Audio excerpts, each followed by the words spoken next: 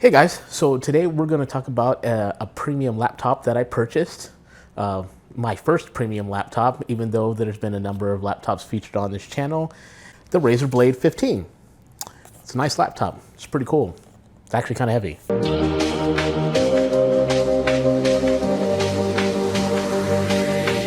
This is the third laptop that's been featured on this channel. The first one was the Acer Aspire 3. The second one was the MSI Alpha 15, and now the Razer Blade 15. And some of you might be wondering, like, well, Stan, why do you keep going through so many laptops? Well, I've been kind of developing my taste of what I actually like and what I need in a mobile device. This is actually probably about the 7th laptop I've ever had.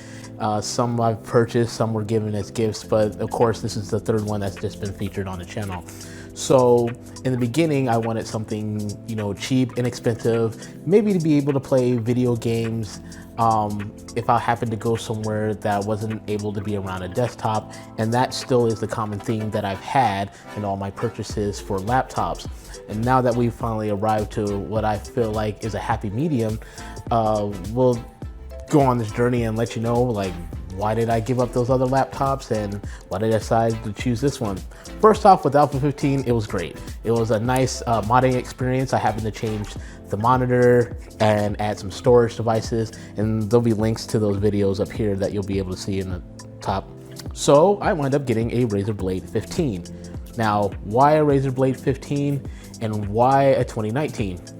Well, the first reason is Razer makes really good products, and those products are awfully expensive. So anytime you can pick up one of their products and it doesn't cost you an arm and a leg, then you should definitely do that. So I decided to choose a 2019. It had wound up having a Intel i7 9750H 6-core 12-thread processor instead of the brand new 10th gen 10750H processor. I don't know. I really don't like Intel's naming scheme on their processors lately. One of the first things that drove me to Razer, which I had knew in years past, is the all aluminum body. It is milled out of a solid piece of aluminum. It definitely has really good construction. The finish is nice and it has that heft to it. So I wanted something that not necessarily would stand up to abuse, but if something was going to actually happen, that the laptop would be able to take and last if you accidentally got dropped or something landed on it. I'm not going to worry about like how plastic weakens over time and stuff start chipping off. Point number 2 is it had Thunderbolt. Now I'm going to tell you why like Thunderbolt 3 was awfully important to me. The laptop itself isn't anything relatively to scream at. There are way powerful graphics cards in there and more powerful processors and a lot of other laptops that cost less, but I wanted an Intel based system because of Thunderbolt 3. And what Thunderbolt 3 allows me to do is bypass the 1660 Ti that is in that laptop and use an external GPU if I wanted a little more horsepower. So now I get that option. If I wanted a little extra oomph, I can just plug in an external GPU and I can have it without having to scrap the entire laptop. If this was your only system that you ever had and you don't have anything else, you don't have anything at home, then yeah, I would definitely advocate for somebody to buy the highest tier possible mobile product they could if they didn't have anything else. If you have something else that has, that can do it at home, then I should just, save yourself some cash. If you really want to play something 1440p and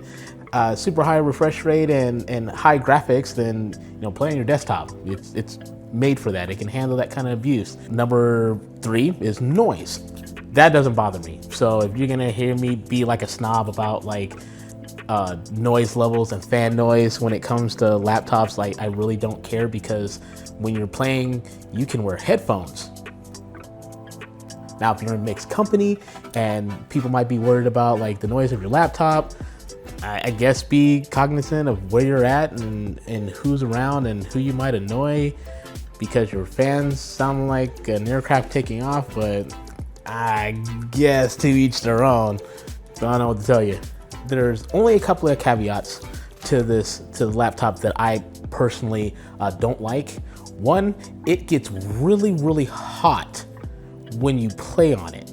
I mean, when you're actually playing on it, the aluminum absorbs a lot of heat and it makes it uncomfortable to put your hand on. Number 2, is the keyboard is trash. My job actually requires me to use a laptop every day for 12 hours. And typing on the Razer one is exceptionally worse than typing on that laptop. So that kind of like puts in perspective that, this Dell, XPS rugged edition, whatever to call it, I forgot the model of it. I can have reasonable key travel versus, virtually no travel on the Razer Blade.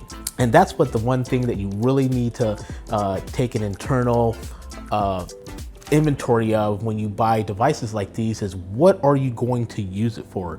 And I think once you identify what you're going to use it for, then sometimes not having the greatest top tier and not digging bargain basement, you're going to be happy with the product that you choose to buy. But at time of filming I purchased the laptop for about $1,300 versus for the new 2020 model, it had that shift key change. They changed the layout of the keyboard a little bit, the right shift key. I don't know who you people are. I don't use a right shift key. I use a left shift key.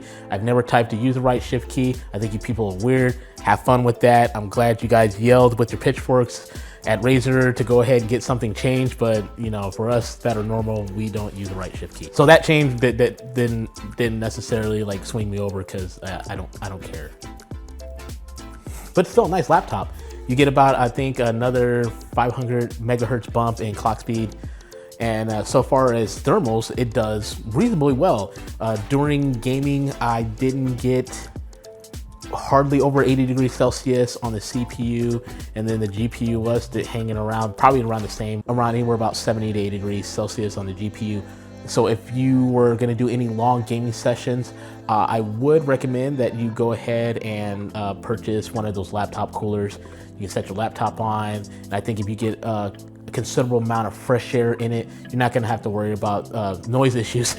That's your thing, or protecting the components and not letting them overheat. Of course, they have their own internal thresholds that they'll be able to handle. We'll go ahead and go over the overview of what actually you get if you were going to purchase. This is the Razer Blade 15 base model. There is a Pro model, which is slightly thinner, and that's where you get the higher spec processor and GPU. Like I said, this one is the base model, and it is by no means base. And in no particular order, this is what you get from the Razer Blade 15 2019 base edition. You get a full 15.6 inch full HD 9th gen Intel Core i7-9750H, like I said before, with a GTX 1660 Ti. I have seen different variants online also with the regular 1650. I don't think I've seen anything that was like a 1660, but there are a couple of different variants depending on what vendor you buy it from. 256 gigabyte PCIe SSD, 16 gigabytes of RAM. It's thin and compact. I guess, thin and compact. Comes with a CNC aluminum unibody and an anodized black finish. Also comes with 802.11 AC Wi-Fi. So you get two USB 3.1 ports, RJ45 jack that is built into, that is actually built in on site. So if you're one of those hardcore gamers that you just like to plug into a network, Razer did you a solid.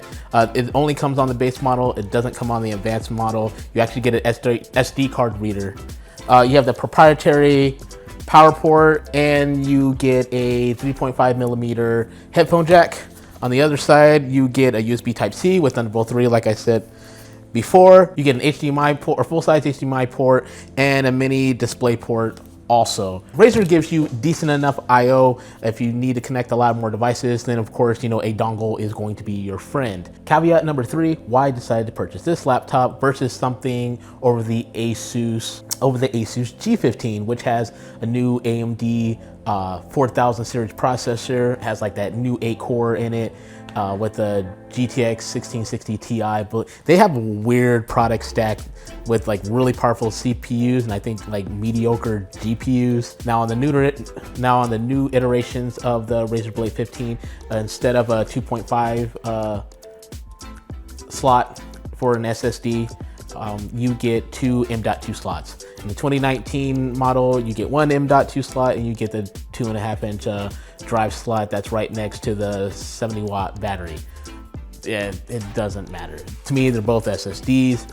I did go ahead and modify and put a Samsung, I think 860 Evo 500 gig hard drive to place all my extra games on, which was more than enough right now. And I feel like I want to upgrade to a terabyte or something else. I can in the future, which is great. The 256 gig Samsung, I believe it's Samsung M.2 drive that's in it already is perfectly sufficient for the OS.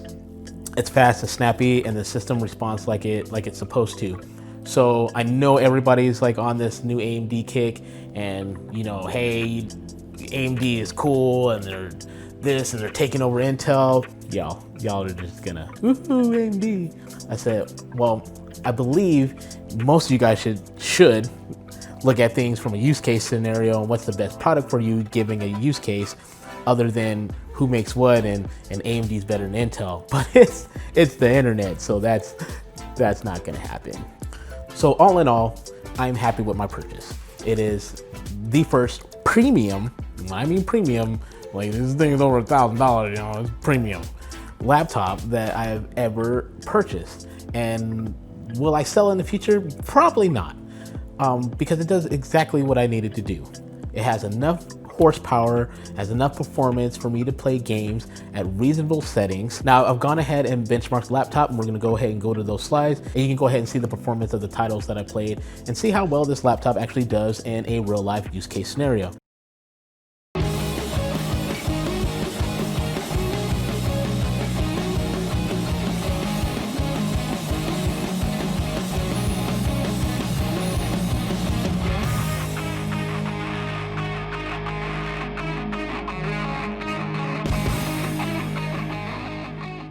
The point of this video is not just to hype up Razer. Razer made a great product.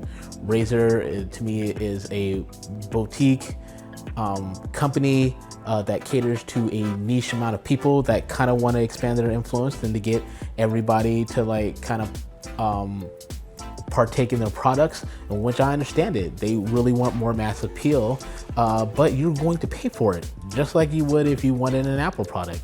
And it's kind of worth the money. If you want something that has the same specs and want to pay, you know, something cheaper, or it's just out of your budget range, then by all means, like there's no reason why you should forego any of those choices and just choose a Razer Blade or any of the Razer products. But if you have the money, I'd spend it on a Razer product.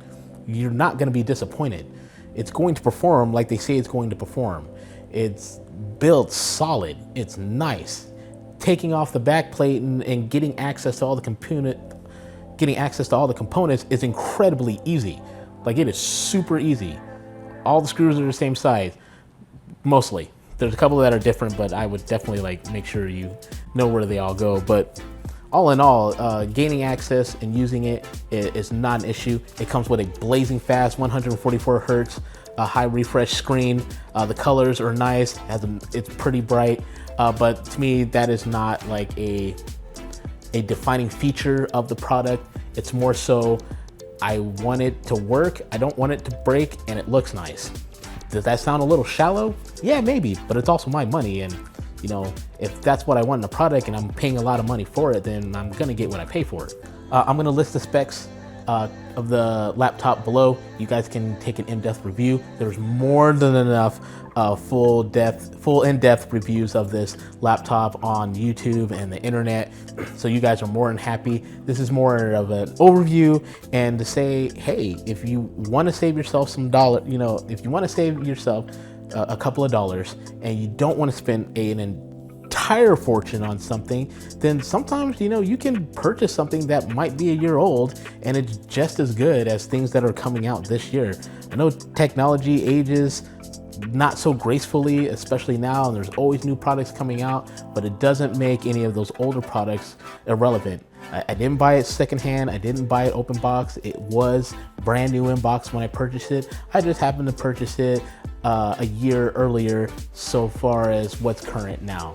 So if you liked the video today, guys, go ahead and give it a thumbs up. If you didn't like the video, go ahead and hit thumbs down. Don't forget to like and subscribe, hit that little notification bell so you know when new videos are coming out. And like always, guys, be awesome, be heavy. We'll see you on the next one.